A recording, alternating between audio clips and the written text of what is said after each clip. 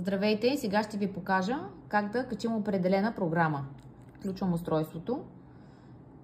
Натискам и задържам до 3. 1, 2, 3.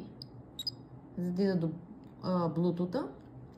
Първото Boost е, включваме го. Програмата работи на много засилен режим, на Boost режим. В случая го изключвам и отивам до Bluetooth.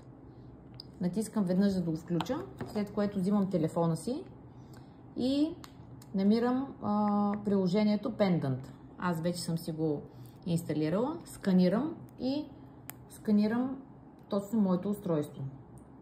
Искам да намеря бактерията Стрептокок. Имам точно определена бактерия, която трябва да намеря. Доктора ми е изкарал бактерия Стрептокок и аз искам да се терапевтирам с това апаратче.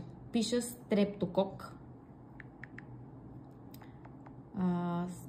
Може да го напишем на български. Я да видим на български. Така, стрептококови инфекции, като има няколко вида стрептококус. В общия случай избираме стрептококови инфекции. Натискам и вече програмата ми е в телефона, в апаратчето Pendant. Изключвам Bluetooth.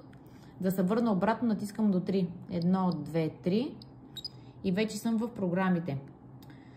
Задържам до 2, за да намеря коя е тази стрептокок. Ето е стрептококова инфекция, написано на английски. Задържам веднъж и програмата е включена. Така, аз днес ще се лекувам с гривните, защото те терапевтират доста по-бързо, отколкото когато използваме само индукцията. За бактериални инфекции е добре да се използват гривните, като се пускат 3 пъти една и съща програма с 7 минути пауза между тях. Не забравяйте да пиете вода. Това е от мен.